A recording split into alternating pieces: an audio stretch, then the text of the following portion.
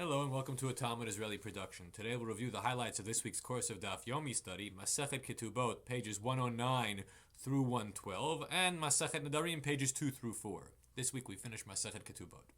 109. Mi shehalach lemedinat hayam, a person goes to a far-off province. Ve'avda derech sadehu, and while he was gone, the path that leads to his field was lost. That he had a right of way through other people's properties to get to his cultivated field, but because he was gone for so long, the weeds were overgrown, or the other neighbors built over the passageway, and now he has no idea where that passageway was or how to get to his property. Admon Omer Yelech Lo B'Kitzara. So Admon, who was one of the Dayanim of Jerusalem, he said, well, he can carve out the shortest possible path, and that's the way he gets to his field. V'Chachamim Omrim, whereas the sages say no. Yikneh Lo B'Derech, Yikneh Lo Derech B'Mea Mana. He has to pay for a new right of way, even if it costs him 100 mana, even if a large sum of money. O Yifrach Ba'avir, or he could fly in the air. Now, that wasn't realistic in the old days. Now I guess we have helicopters. But since Yifrach Ba'avir was not a realistic solution, according to the Chachamim, the guy's only recourse was to buy a new right-of-way for a substantial amount of money. Kuf Yud, 110. HaKol Ma'alin Le'eretz Yisrael, V'nakol Motzi'in. Anyone in the family can coerce others to move to Israel as a family unit. However, not all people can force a departure from Eretz Yisrael. Hakol ma'alim liYerushalayim ve'nakol motziin, and the same thing holds true to moving Jerusalem from one other part of Israel to Jerusalem. Any member of the family can force a move, but not to move out of the city. Echad anashim, whether men or women. The Gemara explains, Hakol la'atuyemai, what does the word Hakol come to include? La'atuyem min naveya felamane to include even moving from a nicer habitation to a lesser place of habitation. That even if the standard of living, residential space, is going to go down with this move from diaspora to Israel or some other less holy city in Israel to Jerusalem, the person who wants to move to Israel or to Jerusalem will win out, despite this diminution in residential status. Kuf Yud Aleph, 111. Amarav Anan. Kala kavur be'eretz Yisrael, kilu kavar tachar mizbeach.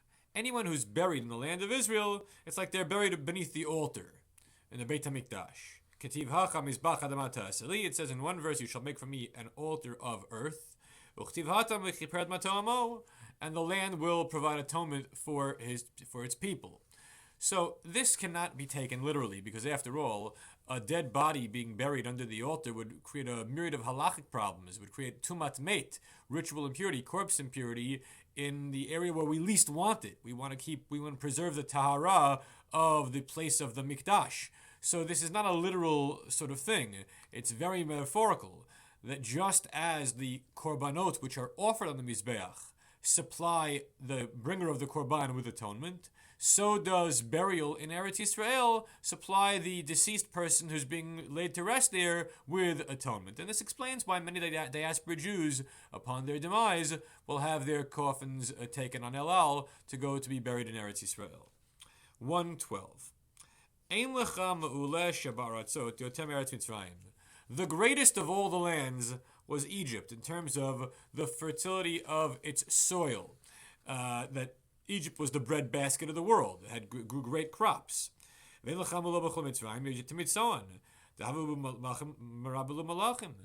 the greatest place in Egypt was Tsoan, or Tanis, because that's where all the kings had their palaces, because it was a great fertile place.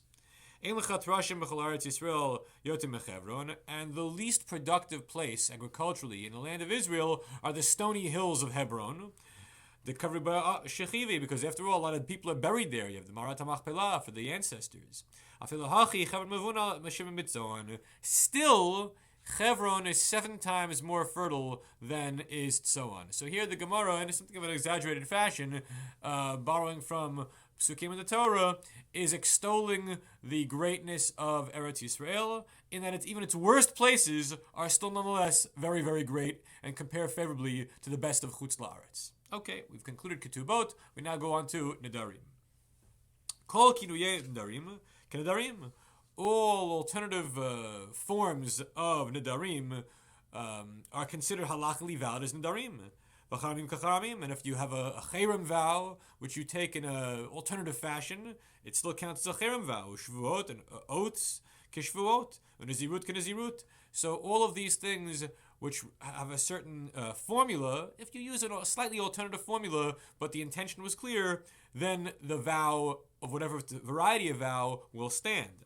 If a person says to his fellow, Mufreshani mimcha, I'm removed from you, Mudani mimcha, I am forbidden for you, Marchukani mimcha, I'm distanced from you, Shani ochalach, I'm not going to eat from you, Shani tomlach, I'm not going to taste from you, asur. All these expressions produce the same thing, a prohibition for the person making the vow to derive benefit from the other party. Gimel 3. How is it possible ever to have a violation of the law of Baal Ta'acher, of delaying implementation of a promise with regard to Nazirut? Because after all, when you say you're a Nazir, it kicks in right away. Well, and if you want to say, if a person were to declare, when I wish to be a Nazir, I shall be a Nazir. However, there's no problem with that, because if he never then wants to, it's his own whim, there never was a violation of delaying, since there never was a vow. So Amar Rava, well, there is a scenario where it's possible to have a Baal Ta'acher of this vow, where if a person would say, I am not going to depart from this world without first being a Nazir. From that very moment, he becomes a Nazir. Because we say that in any moment the guy could die. So since he can't leave this world without becoming a Nazir, and he might die at any instant, we have to assume that his vow takes effect immediately.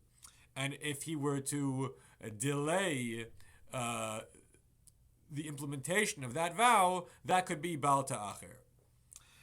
Daled 4.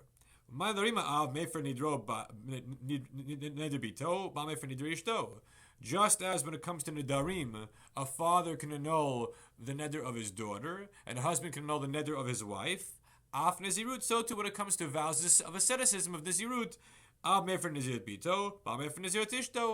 father can annul for his daughter, and a husband can annul for the wife. And this makes sense that a husband can annul for the wife, because in general, what types of vows can a husband annul for a wife? Those things that involve inui nefesh, the affliction of one's soul, deprivation. And Nazirut is a classic case of depriving oneself of various enjoyments.